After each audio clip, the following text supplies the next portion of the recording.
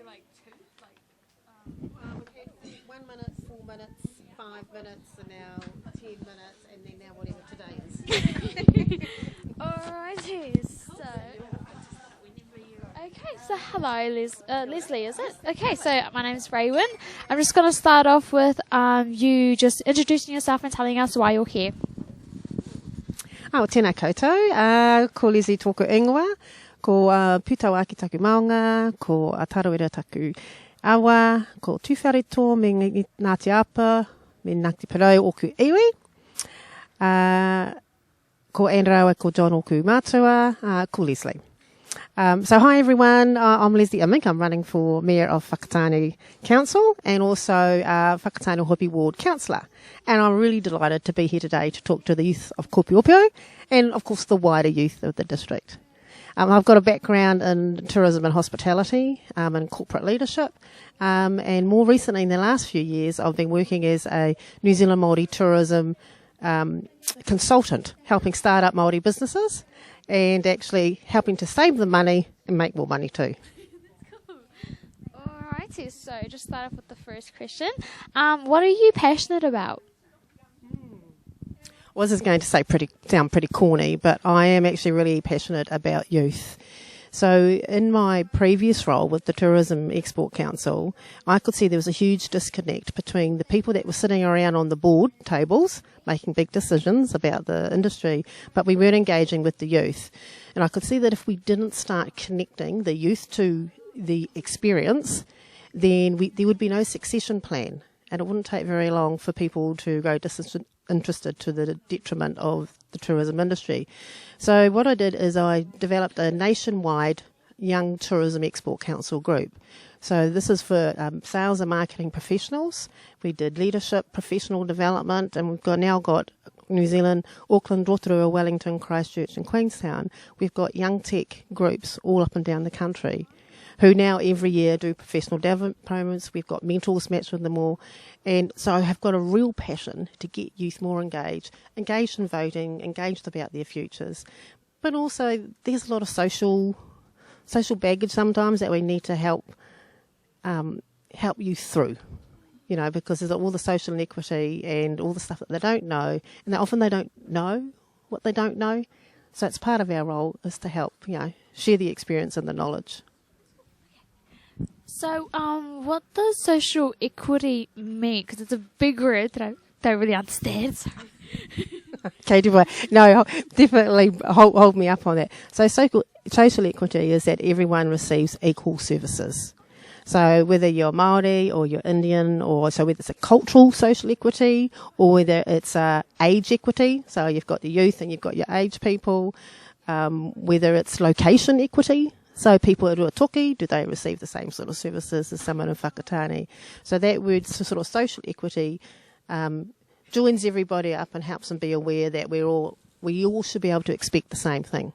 That's cool. That's really cool. Alright, so what is your fondest memory that pops in your head? I think as a parent, sometimes as an adult, it's great that you have certain achievements and you're allowed to feel proud of yourself when you have those achievements, but it is nothing compared to watching your children achieve. So my two best memories, I guess, is one of my 10-year-old son who won an environmental award, a New Zealand Science award, and then my daughters at age 11 achieved their black belts in karate, and that was really awesome as well. That is so cool. Your children are athletes. Wow, awesome. Okay, so who is someone you admire or look up to? You guys got some great questions. I wish the previous mayoral debate had questions like this. Look, again, it's for me, I have had a lot of experience in leading organisation and starting up businesses, but I'm way more motivated by what we can do to help youth. And so I'm going to quote two young people. So one is Greta Thunberg from Sweden, so she actually started this whole climate change movement and getting youth involved. So she's an awesome young woman, and she's got this global movement now is going to continue thanks to her. And the other young woman that's on my hero list at the moment is called Zoe Palmer. And Zoe's from Nelson. She went to Nelson High School. And she was kind of like on the youth council. Now, Zoe had challenges and was in and out of the mental sort of health system. And last year, the Nelson DHB wanted to drop their 24/7 mental health line for youth. And she fought the DHB. She galvanised her whole community and she overturned it. And so I listened to her speak at a Women in Leadership conference recently, and she sits there very quiet, doesn't say too much, doesn't butt in. She's very respectful of the others. And they were talking about the future that our generation is going to give you. And she kind of just said, I don't know why you keep talking about, the bad future you're giving us. You're not dead yet, so help us. You can do things now to help change our future. And I was like, yes, that's exactly. It was very simplistic.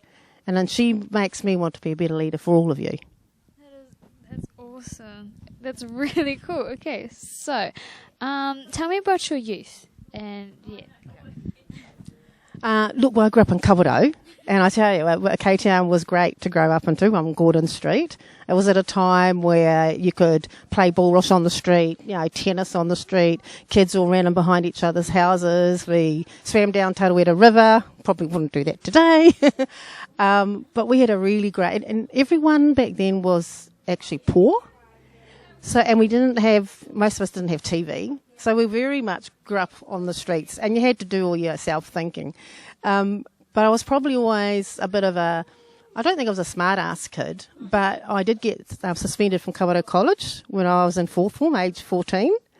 So the principal was actually trying to bully a student in front of everyone, and so I stood up for them. And it was a bit of a song and dance, but anyway, he suspended me on the spot. But I learned 3 really important lessons from that. The first one was, just because someone is in a position of authority doesn't mean that they're always right.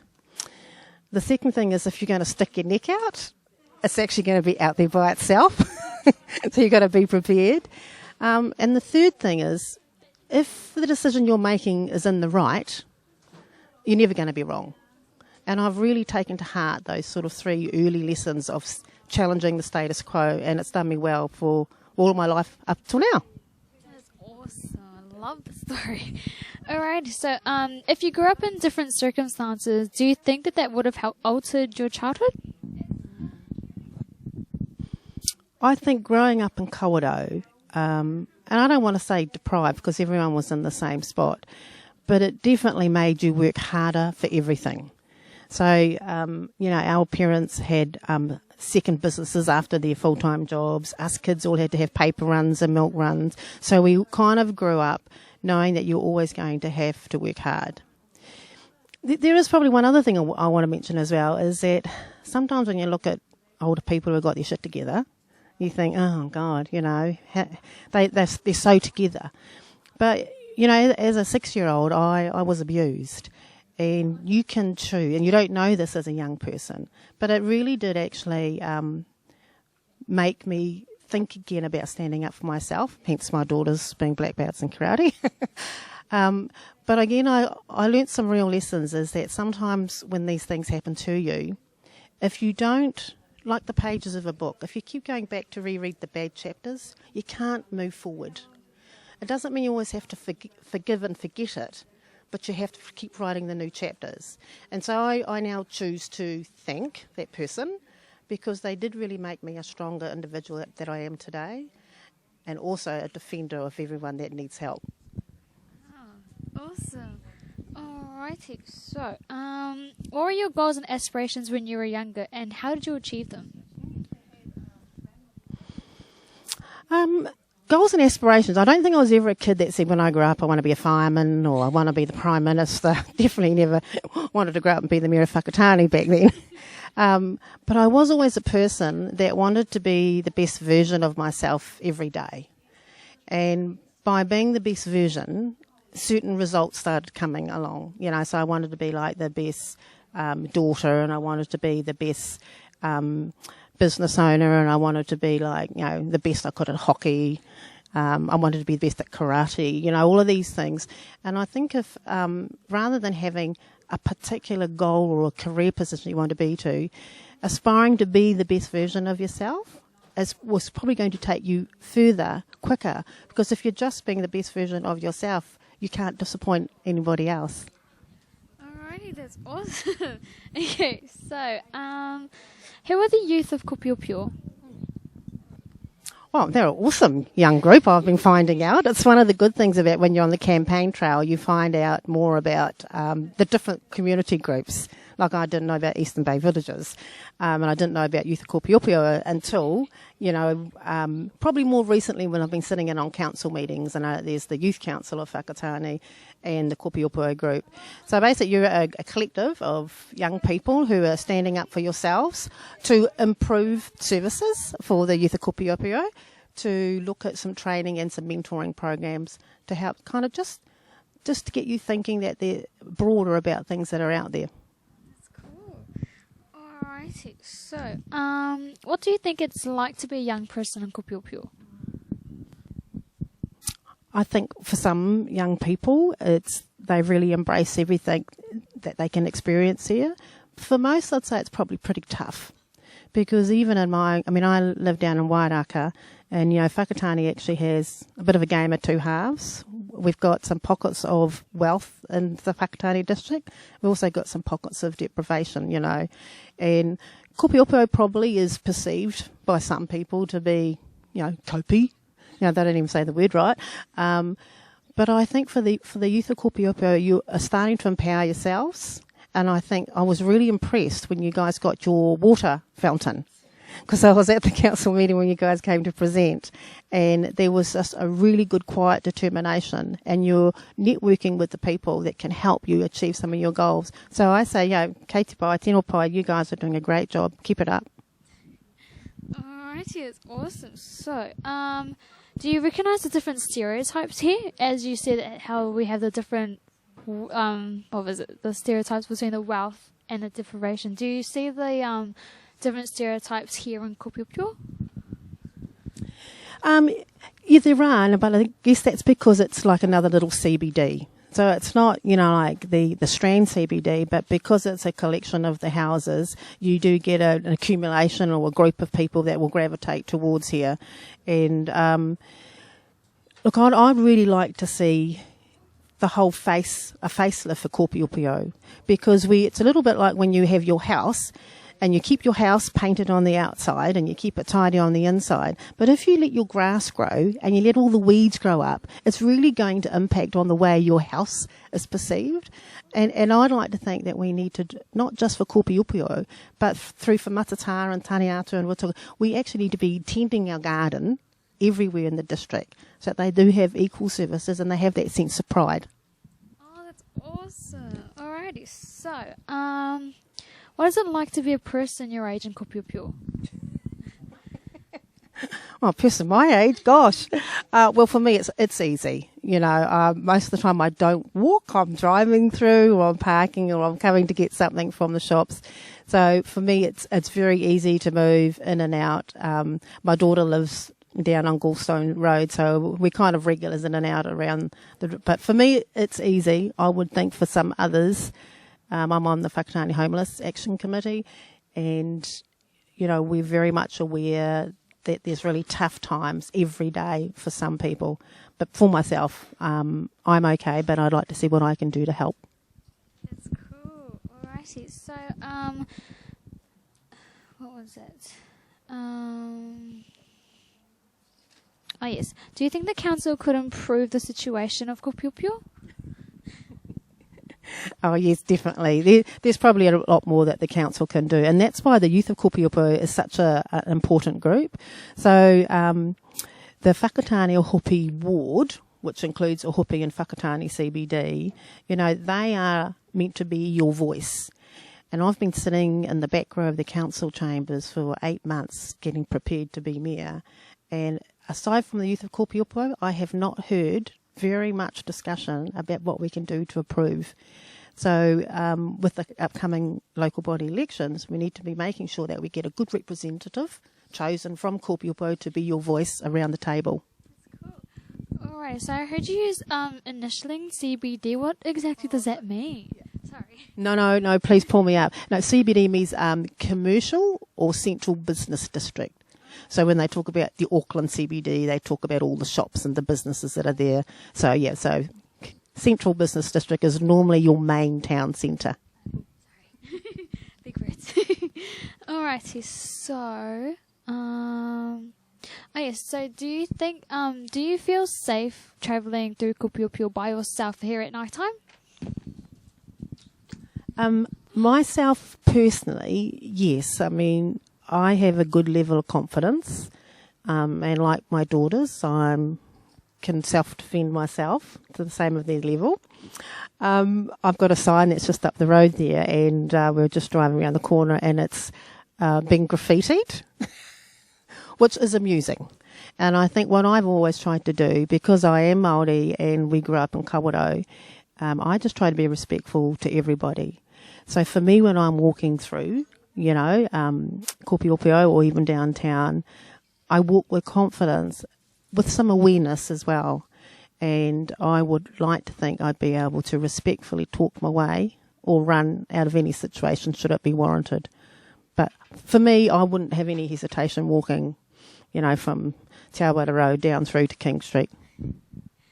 Alrighty, so do you think that because of the way that Kopeopeo is perceived at night, do you think that it it limits the amount of people that would come here during the night time?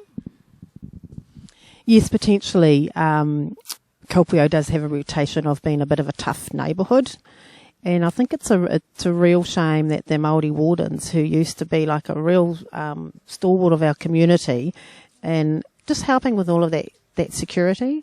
And I think if we're not going to get cameras all the way along here, then we need to actually perhaps pay some manpower just to help enable people feel a little bit safer when they're, because it's not just for older people, it's actually for young people who need to feel safe. All right, awesome. So, what do you think the young people of Aotearoa want our decision makers to know about them? Well, they want to let them know first there is a voice here. And you're not just a single voice, you've got a whole collective of voices that are now starting to make some good headway. They also don't want to be dismissed. You want, the council and the decision makers to actually say, hey, we might be young, but we're growing and we're getting older and we can vote. So you just want to give them a little bit of a reminder that you're not going to go away and you're here to, state your case and state it well. You also want them to know that you want to be able to have a nice, safe environment. And you've got some ideas and some initiatives, and you're not asking for handouts or hand-ups from council, but you're asking for mentoring services and you're asking for support when you need it. Cool. Alrighty, so, yes.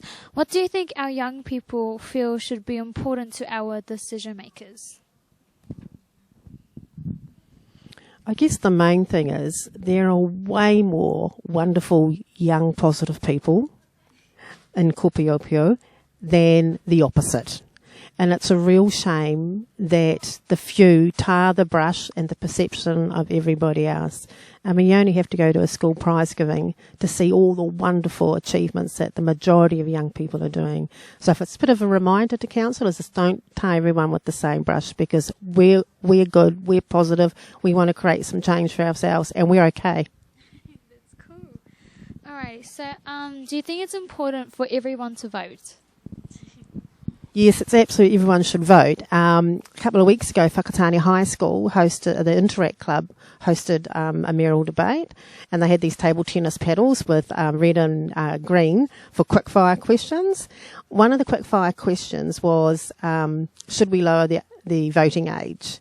And I didn't know it at the time, but I flicked around the green paddle and said yes. And I was the only one that said yes. And that's because I actually do believe to get more engagement, we need civics education in high schools, or te tiriti education. And if we can get those two things in high schools, more young people would be engaged. And who is to say that a 16-year-old cannot make as good a decision as some of these others that just vote anyone by looking at the photograph, in the voting booklet. So I actually would like to endorse that if I get on council as mayor, one of the things that I'll be trying to push is to get a youth council representative on the council. That's how strongly I feel your voice needs to be heard. Alright, so that's all goody. So that's all the questions that we have today. Thank you so much, Lesley. And yeah, thanks.